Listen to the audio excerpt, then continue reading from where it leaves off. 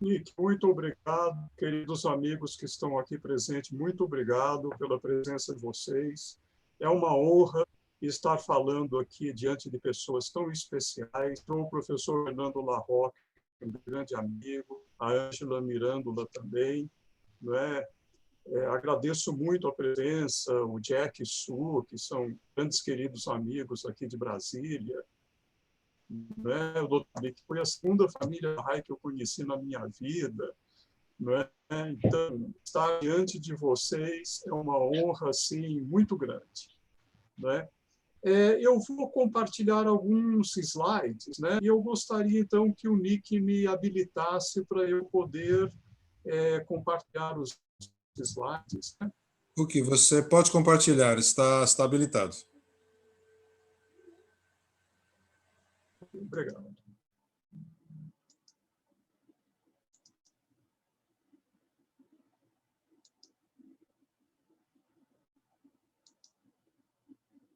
Todos estão vendo? Todos conseguem ver? Perfeito, Huck. Sim. Está perfeito? Perfeito.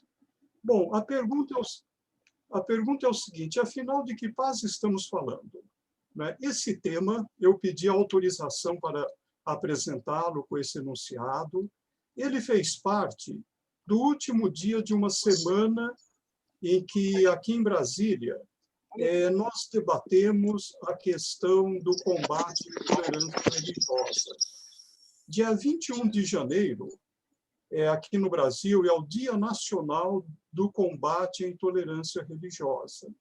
E no Distrito Federal, várias entidades, entre elas a URI, a iniciativa... Tem alguém com o microfone aberto. Se pudesse colocar agora aí?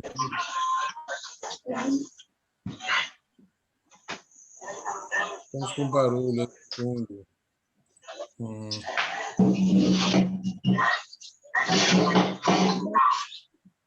Gente, por favor, se puderem colocar o microfone. Alô?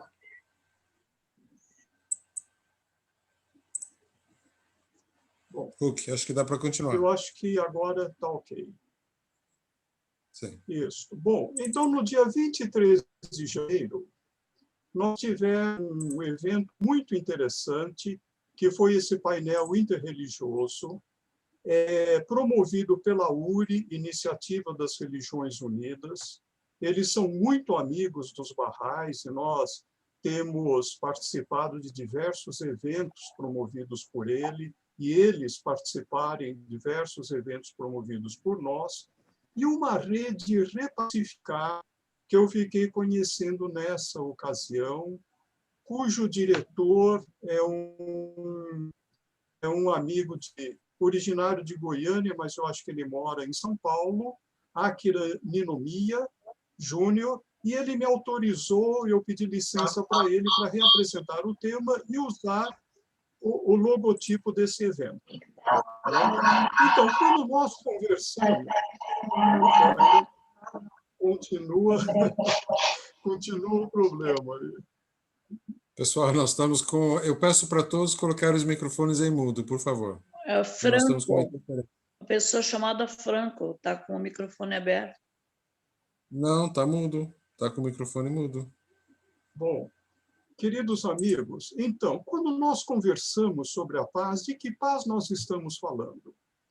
Então, o próximo slide, todos veem, né? Opa, desculpe que mudou aqui. Bom, o que acontece? O que esse slide mostra? Nós temos aqui um conjunto de bandeiras e eu peço que vocês exerçam a sua imaginação para verem essas bandeiras se movimentando. Cada uma dessas bandeiras representa um país se movimentando ao sabor do vento. O vento passa entre elas, as movimenta, e o próprio movimento de cada bandeira influencia no movimento de outra. Essa foto eu coloquei aqui para representar as questões políticas que existem em âmbito mundial. Cada país tem a sua ideologia, a sua história, né, se é milenar ou não, se é país que se formou após a Primeira ou após a Segunda Guerra Mundial, ou né, logo depois que elas cessaram, ou se são países formados mais recentemente, como os países que surgiram do desdobramento da antiga Iugoslávia, né? Então, essa área onde cada país atua em função dos seus interesses, das suas estratégias, é uma área muito especializada e muito complexa, que é a área, né, que envolve a política mundial, né, e que afeta todas as nações. Existe uma outra área enorme da atividade humana no âmbito mundial, que é a área econômica e tecnológica, né? Aqui estão as grandes empresas mundiais, né, que têm as suas estratégias de comércio, né, os seus esquemas de acessão e dominação de mercado, né? Tem as questões envolvendo alta tecnologia, seja na área da saúde, na área de comunicação, na área militar. Então, aqui é outra área especializada, né? E que tem as suas complexidades enormes, tão grandes quanto a área política.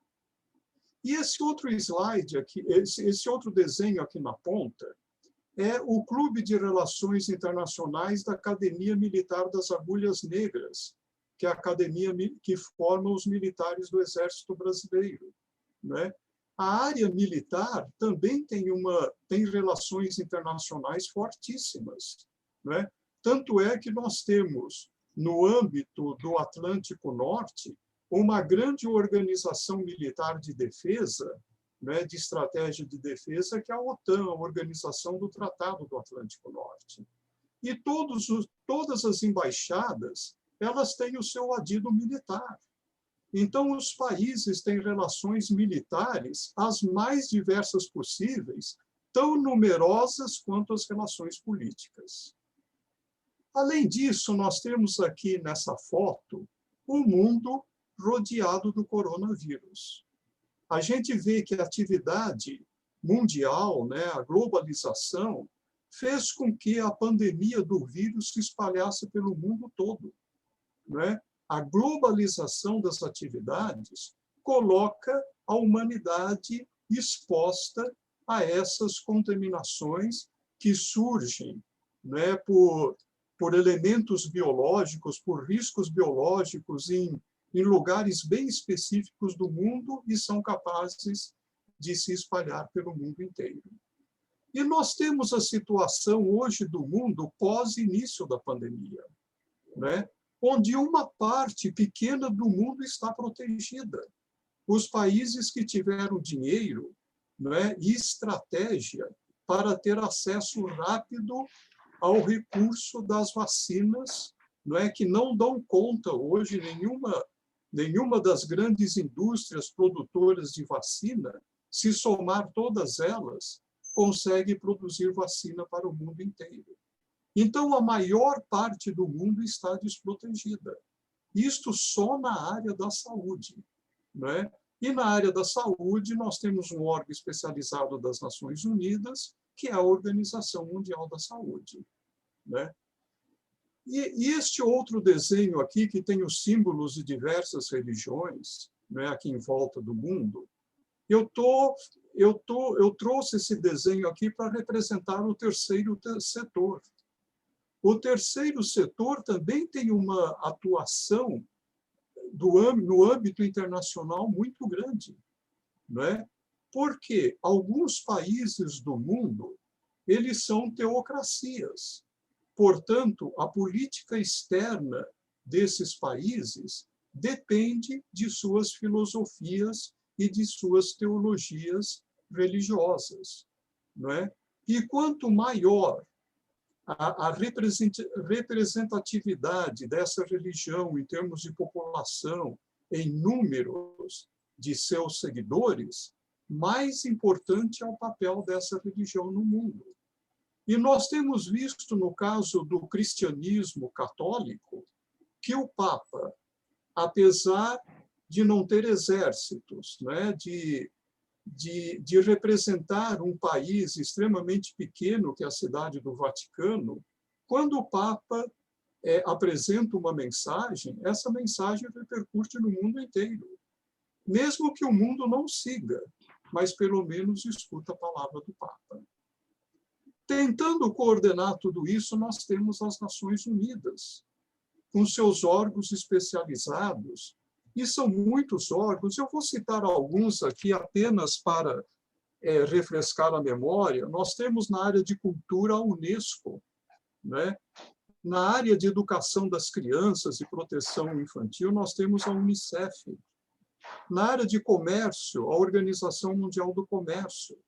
Nós também temos a União Meteorológica Internacional.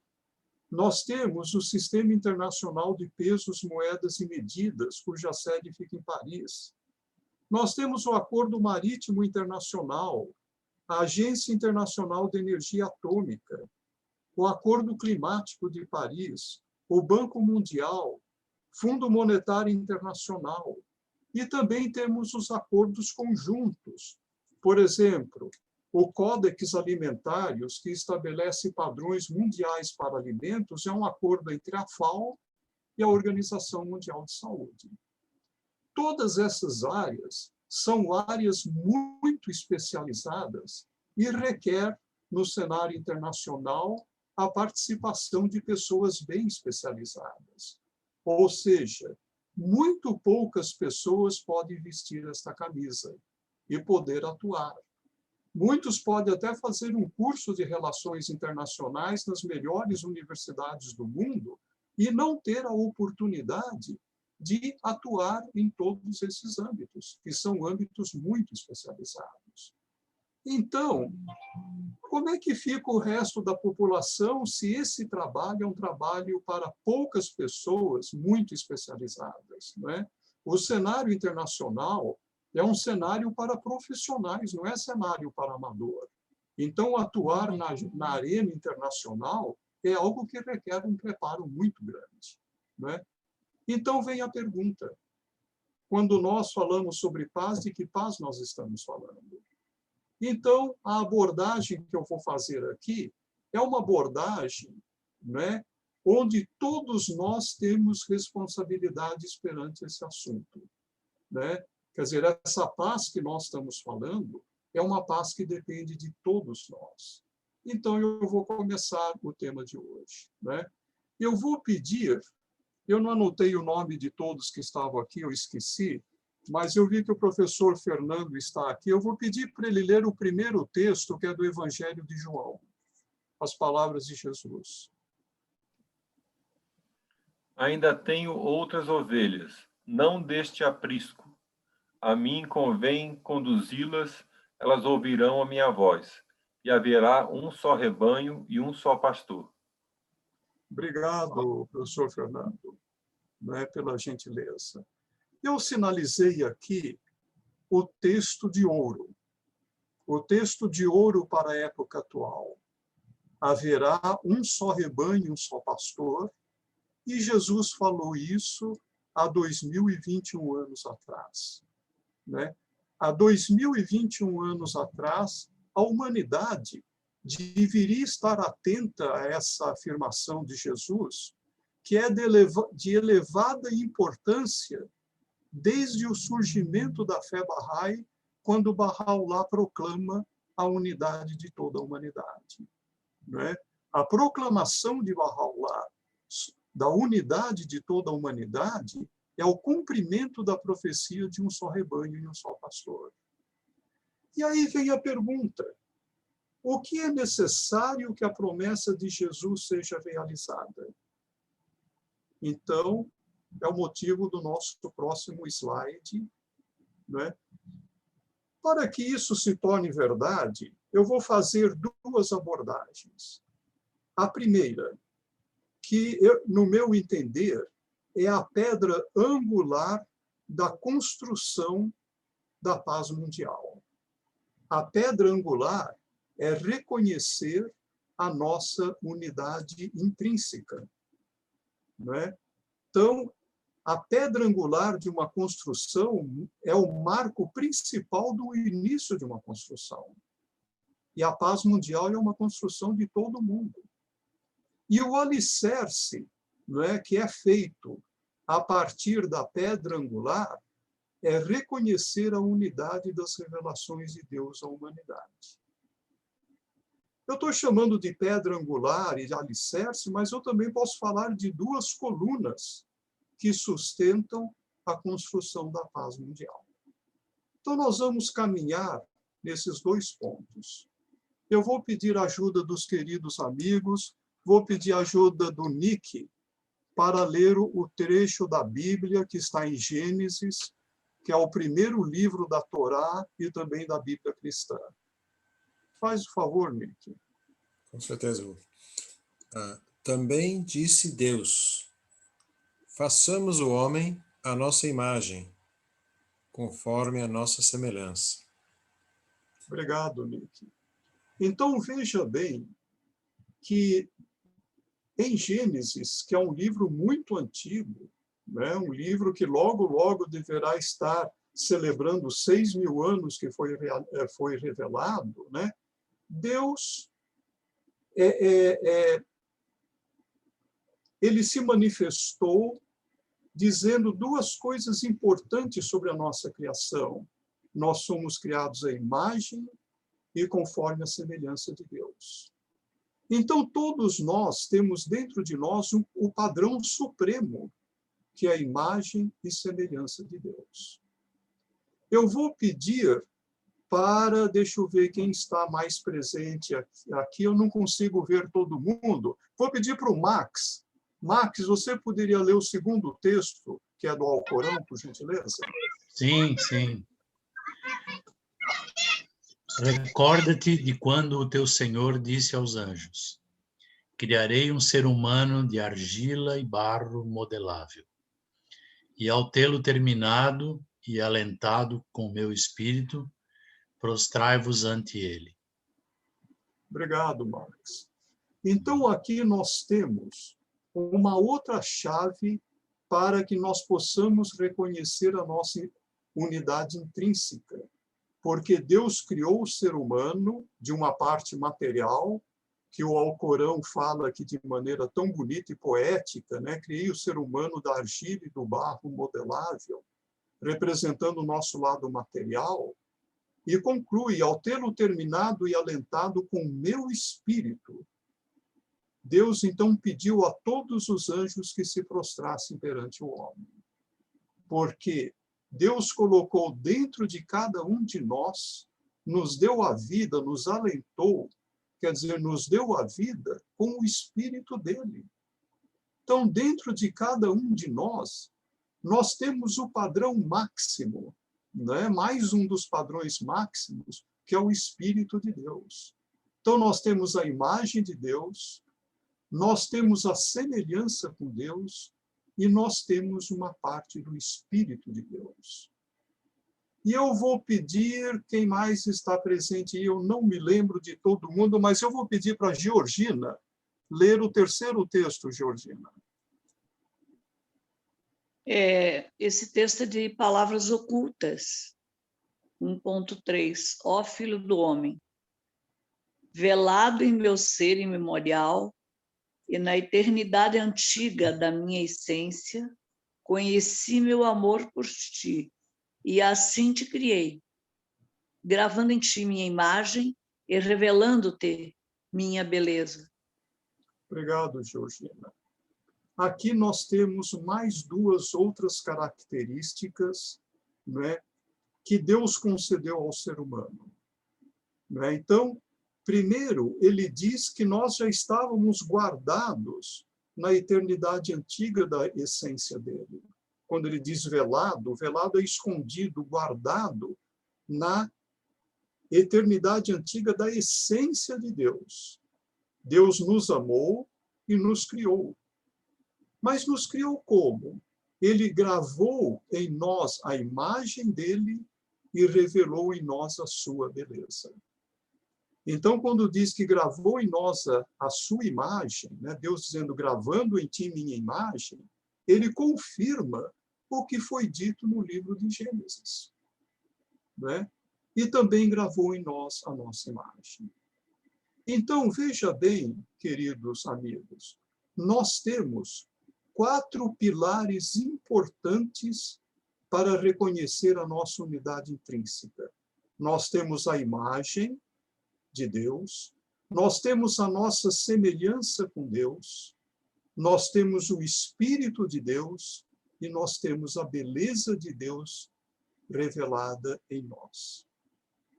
Então, queridos amigos, reconhecer a nossa unidade intrínseca é reconhecer que em cada um de nós, o padrão máximo, que é o padrão do Deus uno, verdadeiro, poderoso, onipotente, misericordioso, está gravado em cada um de nós, independente da nossa origem, da nossa cultura, né, dos nossos, da nossa, como é que é, da nossa etnia, da qual a gente provenha, né, do nosso biotipo, não interessa, nós temos dentro de nós uma unidade intrínseca que vem dessas características que o Deus uno e verdadeiro colocou em cada um de nós.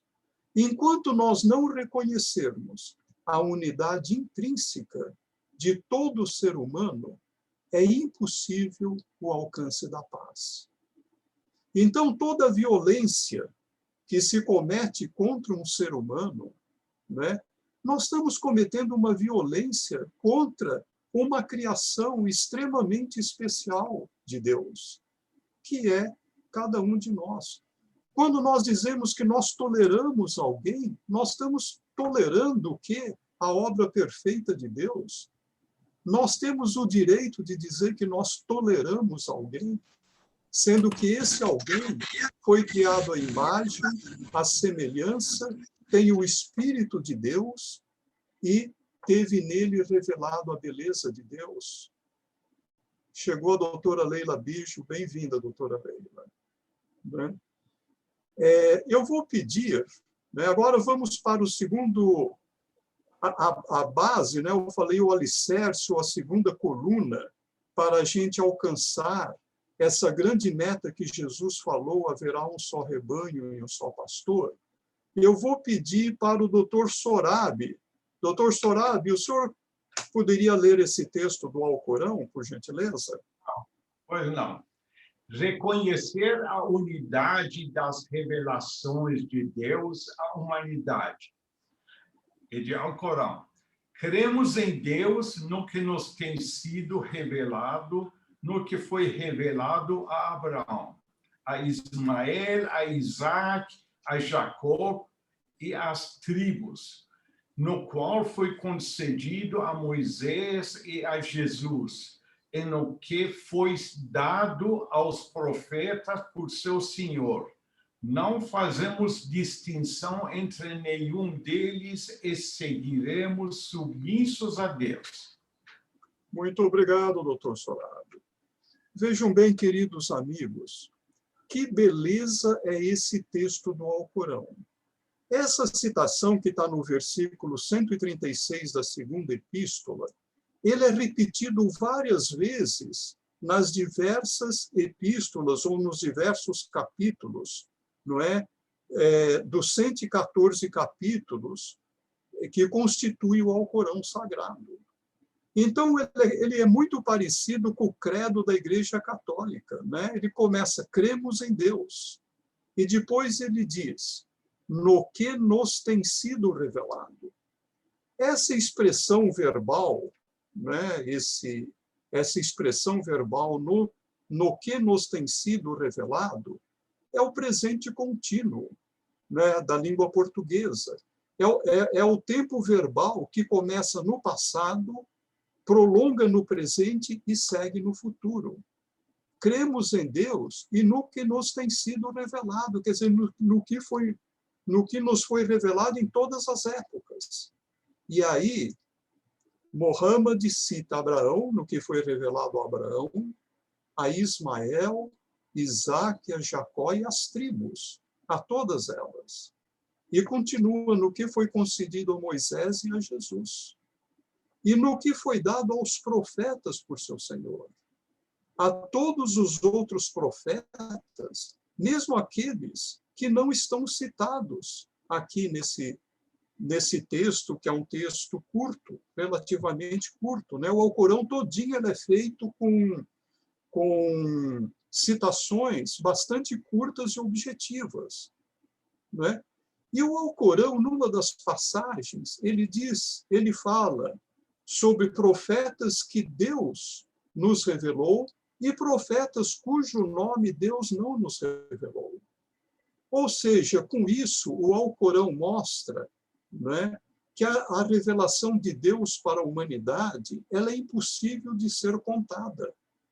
E as escrituras barrais dizem que a revelação de Deus não teve começo e nem teve fim. Né? E termina esse texto de uma maneira muito bonita. Né? Há 1.400 anos atrás, o Alcorão foi revelado e essa lição nos foi dada. Não fazemos distinção entre nenhum deles e seguiremos submissos a Deus. Essa citação do Alcorão, ela é uma citação muito forte para nos ajudar a reconhecer a unidade de todas as revelações de Deus à humanidade. Porque a revelação de Deus procede de uma única fonte, que é o Deus onipotente e poderoso. Todos eles, independente dos seus nomes, de onde surgiram, em qual país, em qual continente, em que circunstâncias eles se revelaram, todos eles são manifestantes da vontade soberana e onipotente de Deus. Eu vou continuar porque o meu tempo já está quase acabando. Né? Ainda no item, reconhecer a unidade das revelações de Deus à humanidade, eu vou pedir para a doutora Leila ler esse texto. Ele é um pouco longo, mas ele é maravilhoso. Texto de Bahá'u'lláh. Doutora Leila, a senhora consegue? Claro. Haverá um só rebanho, um só pastor. Reconhecer a unidade das revelações de Deus à humanidade. Bahá'u'lláh enfatiza: acautelai-vos, ó vós que credes na unidade de Deus, para que não sejais induzidos a fazer distinção alguma entre os manifestantes de sua causa ou a discriminar contra os sinais que têm acompanhado e proclamado sua revelação. É este realmente o verdadeiro sentido da unidade divina. Quem fizer a mínima diferença entre as pessoas, as palavras, as mensagens, as ações e as maneiras deles, se terá tornado, em verdade, descrente em Deus. Terá repudiado seus sinais e traído a causa de seus mensageiros. Obrigado, doutora Leila. Veja bem como é forte a revelação de Deus a Bahá'u'lláh nesta época que a humanidade está, né? A revelação de Deus, né? A revelação Bahá'í começa no ano de 1844 com o arauto de Bahá'u'lláh, que era o Bábi, e chegou o momento, né? Bahá'u'lláh é muito claro, a revelação de Deus é fortíssima para nos alertar que chegou o tempo de um só rebanho, um só pastor. E como é que nós vamos reconhecer a unidade das revelações de Deus à humanidade? Né? Então, esse texto nos diz: quem faz a mínima diferença, distinção alguma entre os mensageiros de Deus, quem discrimina um contra os outros, né, não está sendo fiel ao espírito verdadeiro da unidade divina. Inclusive, é fortíssima essa parte final. Terá repudiado os sinais de Deus e traído a causa dos mensageiros de Deus. Então, veja bem, queridos amigos, o tamanho da nossa responsabilidade nessa nova etapa da história da humanidade, onde o mundo caminha rapidamente para consolidar, não é, a globalização, apesar de todas as dificuldades que eu mostrei naquele primeiro slide. Eu vou continuar um pouquinho mais, eu vou pedir para alguns nomes, eu não estou vendo todas as pessoas que estão aqui, né? O Luiz Espínola e a Ana estão aí? Não, né? Sim, sim, sim. Sim, Luiz, você poderia ler esse texto, por gentileza? Vamos sim, a Ana. Olá, Huck, eu vou ler então. Okay. O bem-estar da humanidade, sua paz e segurança são irrealizáveis, a não ser que, primeiro, se estabeleça firmemente sua unidade. E essa unidade jamais será atingida enquanto se deixar de atender aos conselhos que a pena do Altíssimo revelou. Bahá'u'lláh, 1817 a 1892. Obrigado, Ana. Então, veja bem, queridos amigos, como a revelação Bahá'í equaciona a questão da paz para a humanidade e a questão do bem-estar da humanidade. Né? Bahá'u'lláh é muito claro, ele fala inspirado por Deus. Bahá'u'lláh não falava coisas da sua própria cabeça. Todos os mensageiros de Deus, eles são canais puros pelos quais a revelação de Deus é transmitida à humanidade. Né? O bem-estar da humanidade, sua paz e segurança são irrealizáveis, a não ser que primeiro se estabeleça firmemente a sua unidade. É bem lógico da gente entender isso, porque somente onde existe união existe paz. Então, quando nós falarmos da paz, nós temos que pensar em estabelecer a união entre todos os povos, raças, nacionalidades e religião. Porque enquanto a humanidade estiver desunida, o bem-estar dela, sua paz e segurança são irrealizáveis. Agora, para chegar nesse estágio de unidade, nós devemos atender aos conselhos que Deus, a pena do Altíssimo, revelou. Essa expressão pena do Altíssimo se refere aos mensageiros de Deus. Porque na época que Bahá'u'lláh revelou, não tinha caneta tinteiro. Era pena mesmo, era pena de pássaro, ou então um pedaço de madeira apontado, bem, com uma ponta bem fininha, onde eles mergulhavam na tinta e escreviam. Era pena mesmo. Né? Então, essa expressão é daquela época, né? A pena do Altíssimo se refere ao mensageiro de Deus. Nós temos mais um texto aqui, e eu vou pedir, quem gostaria de ler, que esteja presente, que eu não chamei porque eu não consigo ver todos. Quem gostaria de ler? O Luiz vai ler. Luiz. Tá bom.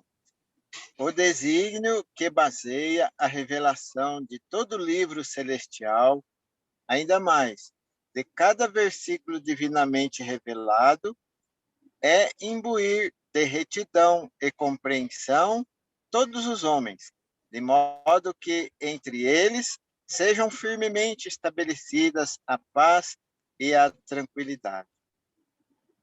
Obrigado, Luiz. Sim. Então, veja bem, qual é o propósito da revelação dos livros celestiais? Né? Um dos livros mais antigos que a gente conhece no mundo judaico-cristão é a Torá. Né? E aí nós temos o Bhagavad Gita, nós temos os evangelhos de Jesus, o Alcorão, as escrituras Bahá'ís, todos esses livros têm um propósito. O desígnio, né, que baseia cada revelação, né, de cada livro sagrado e de cada versículo. Primeiro é imbuir de retidão todos os homens e também aumentar a sua compreensão. Com que finalidade? Para que entre eles, entre todos os homens, todos os seres humanos, sejam firmemente estabelecida a paz e a tranquilidade. Então, nessa nova civilização que começa a ser construída, o papel da religião é importantíssimo, ao lado da ciência e da tecnologia, não é? Os textos sagrados têm para a humanidade hoje, como sempre teve, mas ainda de maneira muito mais relevante, né? Um papel muito especial para imbuir em todos os seres humanos retidão e compreensão. E a única maneira de nós eliminarmos a corrupção no mundo. E a corrupção está em todos os níveis, em todas as atividades humanas, inclusive no cenário internacional. Quando nós falamos de paz, né, nós temos que pensar não somente nós como adultos, mas a questão da construção da paz, ela já deve ser imbuída no início, né, de cada geração.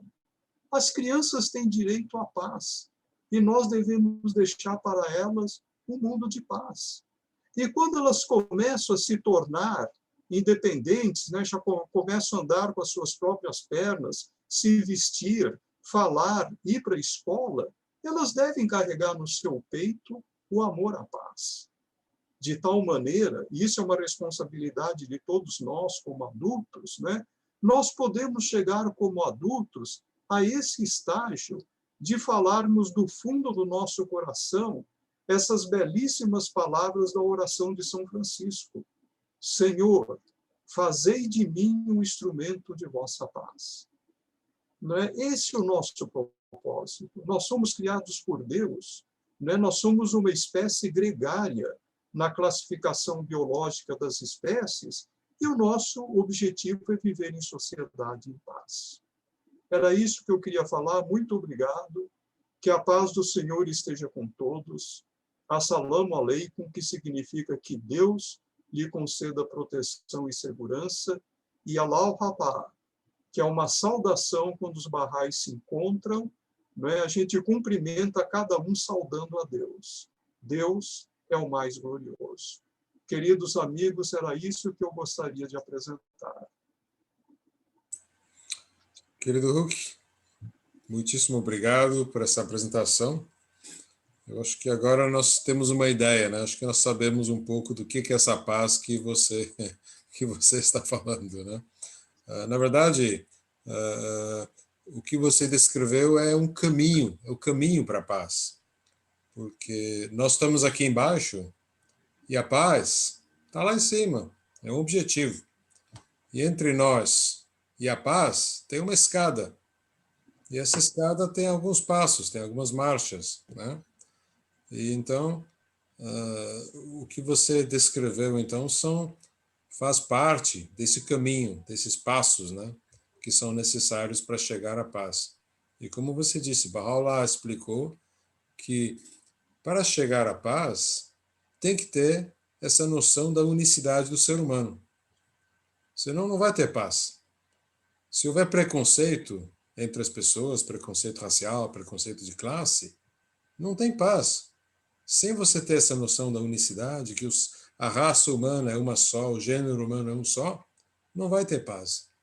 Então, e depois, que é a segunda parte que você explicou, que é justamente isso de que a unicidade da raça humana é um dos passos, e outro passo que também é muito importante ao subirmos essa escada rumo à paz, é a consciência da unidade das religiões também, que é uma segunda etapa importantíssima. Então, assim, muitíssimo obrigado por essa belíssima explicação que acho que derrama assim, um pouco de luz sobre a nossa compreensão do que é necessário, do que é fundamental para chegarmos à paz. Bom, chega do meu blá blá blá aí, vamos abrir aí o microfone para todos que quiserem participar, fazerem comentário, perguntas. Vamos lá, quem gostaria de fazer alguma pergunta, algum comentário? Eu queria fazer um comentário para o que explica. A primeira apresentação foi maravilhosa, muito bonita. Mas pensando bem em que época nós vamos atingir esta fase. Baha'u'lláh, quando trouxe a sua manifestação, baseou toda a sua manifestação em unidade do gênero humano. E para isso, ele trouxe uma série de premissas, como eliminação de todos os preconceitos, unidade para que todo mundo aprenda a unidade do gênero humano, igualdade de direitos entre homens e mulheres, uma língua auxiliar universal e uma série de outras coisas que são todos degraus para que a gente atinja esta unidade de todos os homens. Acontece que uma vez, se não me engano, perguntaram para Abdu'l-Bahá quando que seria possível uma adoção de uma língua auxiliar, uma língua universal auxiliar. Falou que vai ser uma das últimas etapas que a humanidade vai conseguir. Mas a gente vê que nesses 180 anos, praticamente, que a fé Bahá'í veio, muitos dos princípios já estão fundamentados, como a igualdade entre homens e mulheres, que naquela época, 200 anos atrás, nem se imaginava. Hoje tem mulheres que fazem faculdade, trabalham e praticamente assumem até presidência de muitas empresas. A erradicação de analfabetismo e ensino, isso melhorou muito. Há uns 80 anos atrás, mais ou menos 75% da população brasileira era analfabeta. Hoje, somente 17%. Então, a gente vê que melhorou muito. Mas para que todas essas pessoas deixem os preconceitos religiosos e acreditem que todas as religiões vieram de um único Deus para que possa atingir a paz, na minha opinião, é também uma das coisas que vai demorar muito. Queria ver se o Huck poderia explicar um pouco melhor. Obrigado, Dr. Sorabi. Dr. Sorabi, eu tive a bênção, né, eu tenho a bênção, né, de ter completado o ano passado 50 anos como membro da comunidade Bahá'í. Né? Antes de conhecer a fé Bahá'í, eu tive a oportunidade de ter participado num curso sobre história da civilização, dado pelo único professor negro que eu tive em toda a minha vida, do primário à pós-graduação. Só tive um único professor negro. Esse curso foi interessantíssimo. Esse curso foi uma pedra, assim, um momento decisivo na minha vida. Tanto é que, antes de conhecer a fé Bahá'í, eu cheguei à conclusão que o destino da humanidade era se unir, baseado na história da civilização. Porque a história da civilização mostra que a humanidade tem organizado estruturas cada vez maiores de agregação de povos, de raças, de sociedades. Não é? E hoje, o maior exemplo que nós temos, e mais eficiente no mundo, é a União Europeia. Países que guerrearam durante 600 anos, não é? Se tornaram parceiros num projeto extraordinário. Não é? Então, Dr. Sorabi, eu acho que a pressão econômica, a pressão de saúde, nós temos no Brasil um sistema único de saúde que, a hora que tiver vacina suficiente, rapidamente o Brasil vai vacinar toda a população. Mas nós não temos isso no mundo. Nós poderíamos ter um SUS mundial, um sistema universal de saúde. E isso vai chegar. Não é? Isso vai chegar. A Organização Mundial de Saúde, ela ainda se debate, como todos os organismos da ONU, ainda o debate que ela tem é de pessoas, não é? De pessoas que atuam no âmbito internacional sem essa visão espiritual, mística da unidade da humanidade. Muitos são políticos. Não é? Eu tive a oportunidade de, durante mais de 10 anos, participar de um programa conjunto da ONU, da Organização Mundial da Saúde, com a Organização de Agricultura e Alimentação, e o que a gente vê é que existe muito despreparo das pessoas que vão em várias reuniões internacionais, né? Os países que são grandes players no cenário internacional, como Estados Unidos, Inglaterra e outros, eles mandam os seus melhores técnicos para a reunião. Mas não é o caso dos demais países. Eu mesmo tive em reunião, não é, com gente da minha equipe totalmente despreparado, que nem inglês direito sabia, porque eram indicados politicamente. Tudo isso atrapalha o desenvolvimento dessa comunidade mundial, né? Mas, como o senhor muito bem apontou, e nós temos aqui uma doutora, professora de Relações Internacionais, a doutora Leila Bijos, que faz um trabalho assim com uma dedicação muito grande, formando mentes para atuar no âmbito internacional. Eu estou até lendo um trabalho dela, doutora Leila, o trabalho que a senhora escreveu sobre a mulher no mundo islâmico. Comecei a ler um livro muito interessante, né? A doutora Leila esteve no Irã 2 vezes, né? Conheceu parte de uma civilização que eu não conheço. Eu tive em vários países, mas em nenhum do mundo árabe, né? Não tive em nenhum país da África, embora profissionalmente eu tivesse a oportunidade de estar em 15 países em função de reuniões internacionais.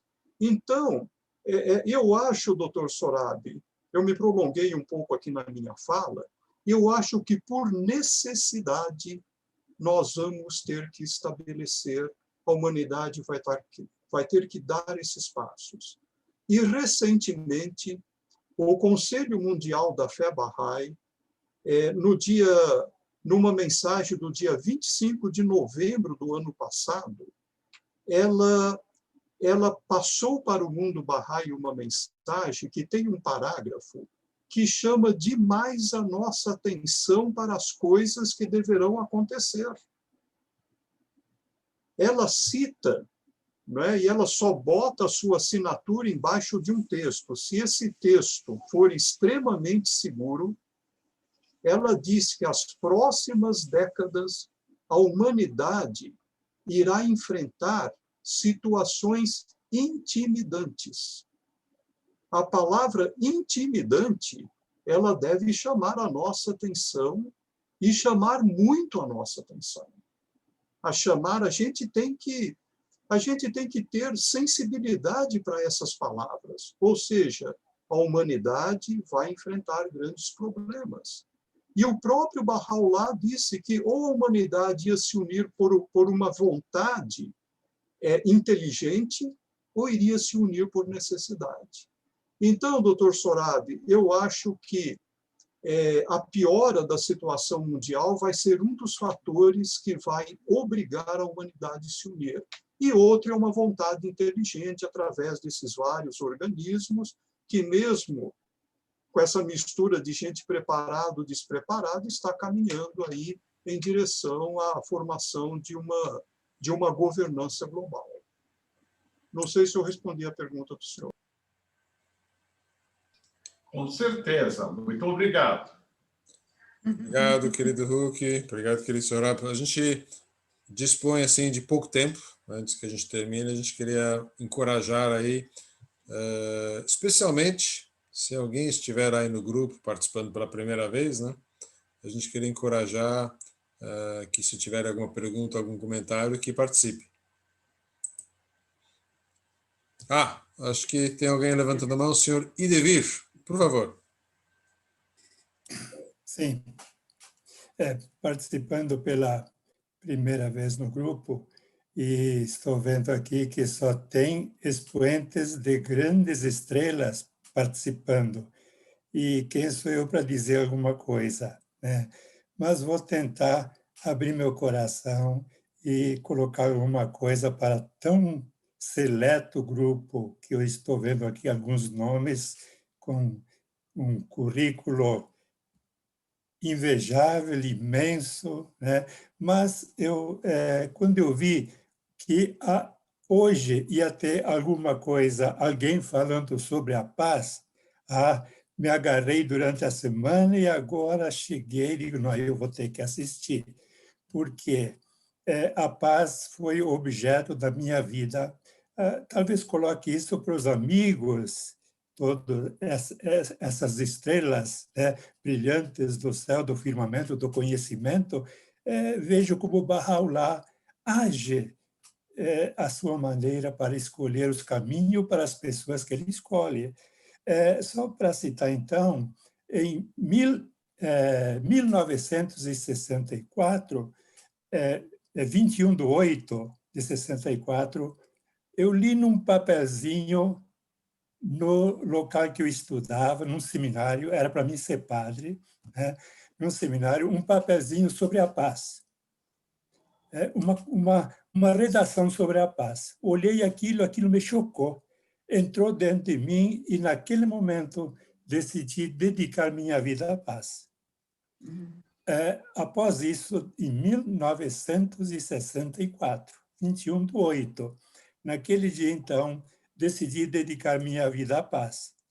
Foi uma briga, vamos dizer assim, no momento que eu fui dizer para o meu superior do seminário, que eu era para ser padre, né, lá onde se estuda para ser padre, no seminário, né, quando eu fui dizer que eu tinha na minha mente que eu tinha que sair para trabalhar pela paz e que tinha que ser político. Que eu tinha que ser político. Pois bem, então, por fim, consegui convencê-los de que eu ia sair para ser político e trabalhar pela paz.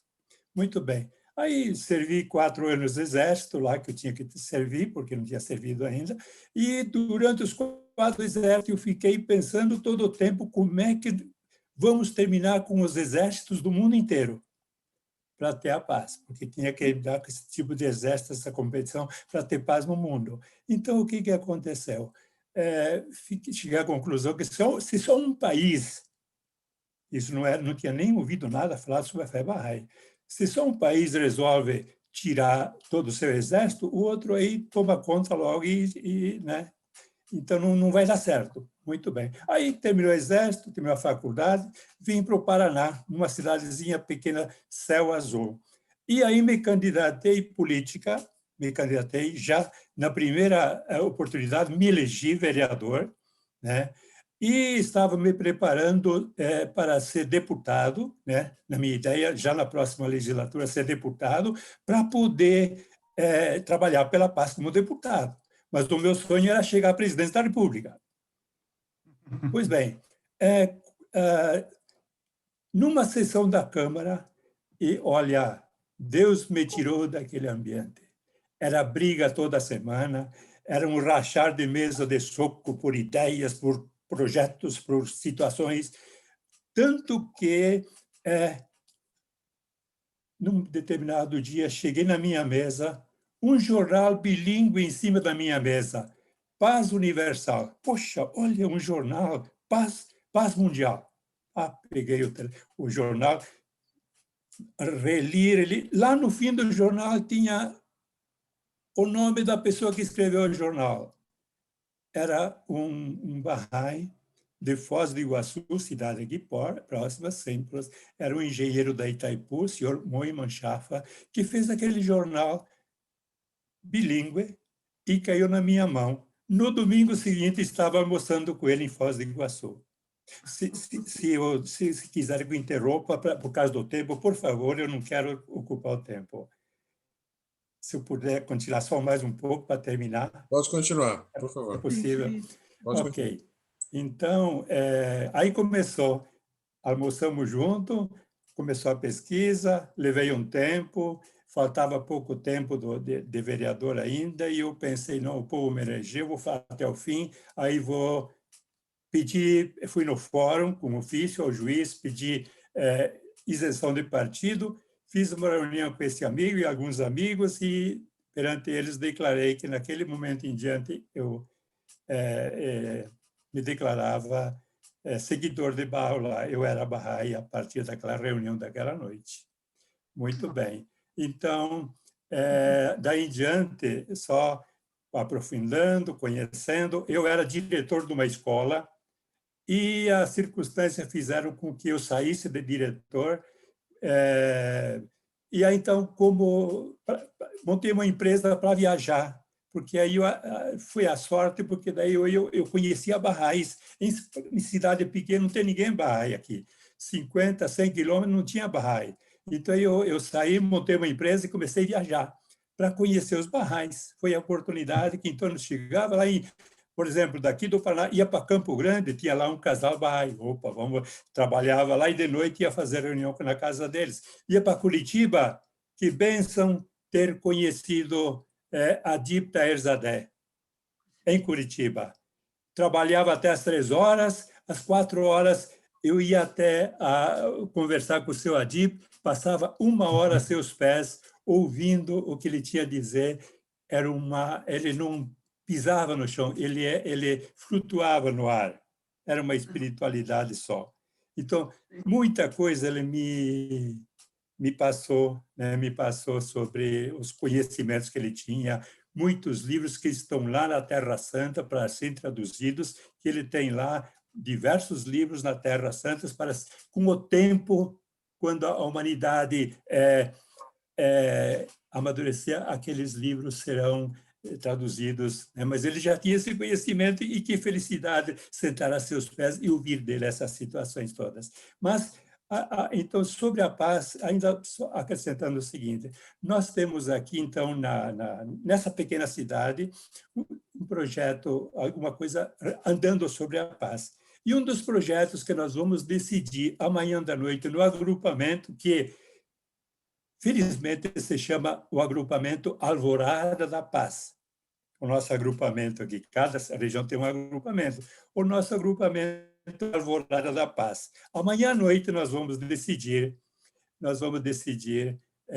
de fazer, por enquanto, domingo de manhã, todos os domingos de manhã, uma reuniãozinha de oração, onde nós vamos pedir para que não apareça as pessoas, não apareça a imagem das pessoas, para que nós entremos na reunião e só olhemos para Bahá'u'lláh. Não vamos ver como a pessoa está vestida, que cabelo tem, se está com isso e aquilo. A reunião vai ser orações, ela vai começar com uma meditação, tantos minutos de meditação, sobre um tema da paz. Eu vi 2, 3 temas aqui, depois eu vou pedir, se possível, me fornecer, porque a gente vai colocar o tema paz de Bahá'u'lláh. Vamos meditar 10 minutos, vamos fazer oração. Nessa meditação, cada um vem com um caderninho para anotar a sua meditação sobre aquele texto.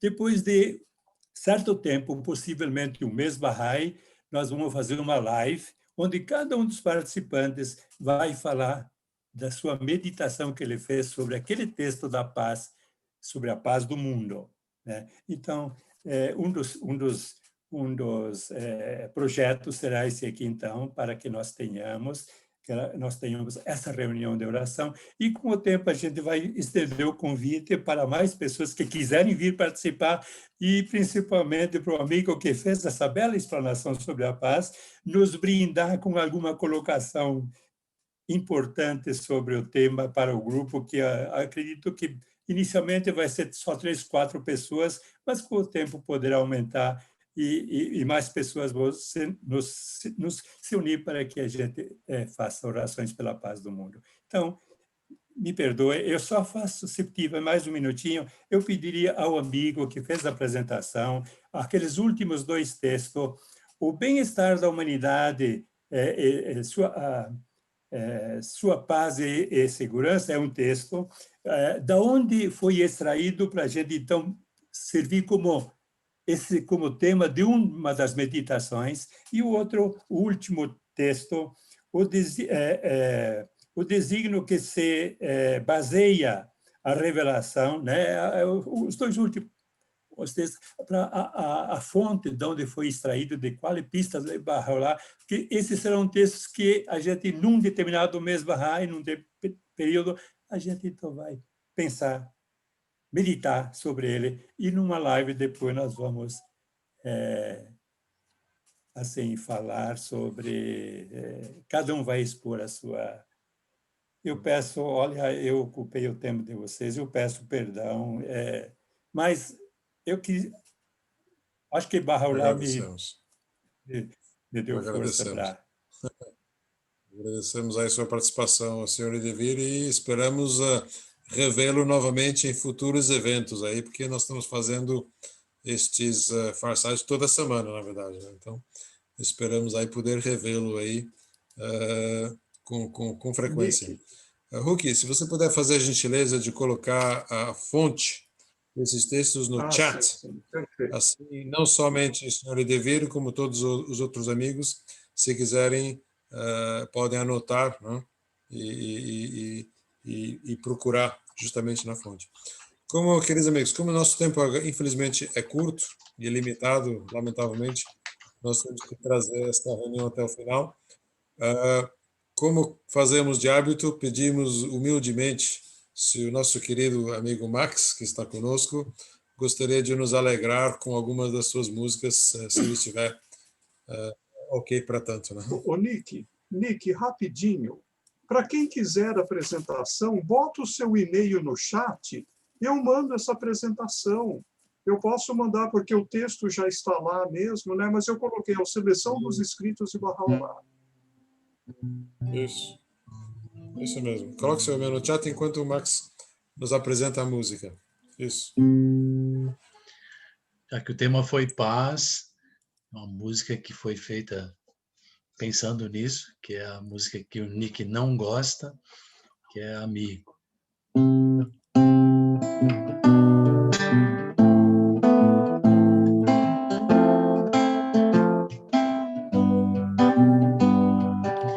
Oh, meu irmão, meu amigo, que só conheces a dor, que não sentisses ainda a força viva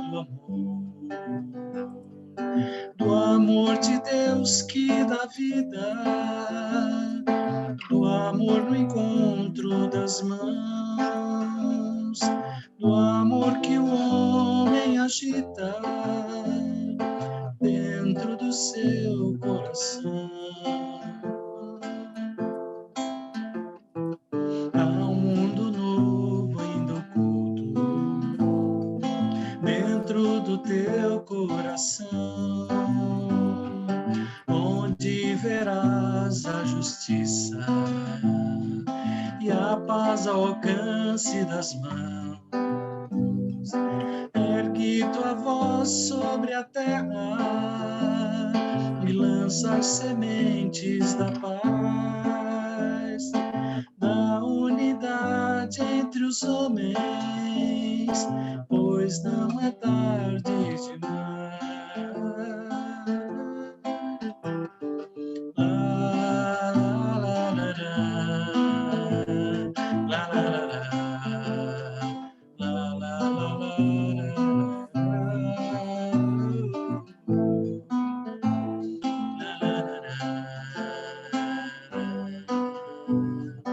Ergue tua voz sobre a terra e lança as sementes da paz, da unidade entre os homens, pois não é tarde demais.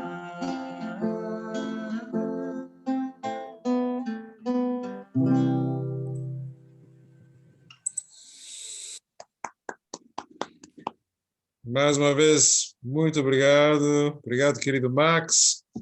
Obrigado, querido Huki. E obrigado a todos os amigos que participaram, que estiveram conosco hoje. Desejamos um excelente fim de semana para todos e oramos para que possamos vê-los aí na próxima semana com o nosso tema seguinte, que será, se não me falha a memória, Falando de Amor. E será apresentado por nossa amiga Fátima, que eu não conheço, mas que a Georgina conhece. E divulgaremos aí em breve. Tá bom? Ô, Nick, Amigos, Nick, Obrigado a todos. Nick, Sim. Nick, Sim, o Idevir precisa colocar o e-mail dele no chat ou falar no e-mail para eu anotar, né? Ah, sim, Idevir. Pode colocar seu e-mail no chat, Idevir? Eu coloquei lá, não sei se eu não sei se chegou no chat. Eu acho que Não, só saiu o seu nome, Idevir, mas não o e-mail. Depois do nome não foi o e-mail. É que Não. tá caindo aqui a minha, mas o e-mail é idevirgiordani@bol.com.br. É que caiu aqui não estou conseguindo. Perfeito, perfeito. Deu tudo Perfeito. certinho. Muito obrigado, Idevir. Obrigado a todos. Sim. Tá bom, gente? Obrigado, Ruth. Bom. Tchau, gente. A todos. Tchau, tchau. Obrigado, Tchau, Ruth. Tchau, tchau. Foi bom, foi muito bom. Obrigado, Abraço. muito bom. tchau. Tchau, obrigado mais uma vez. Obrigado a todos. Obrigado a todos.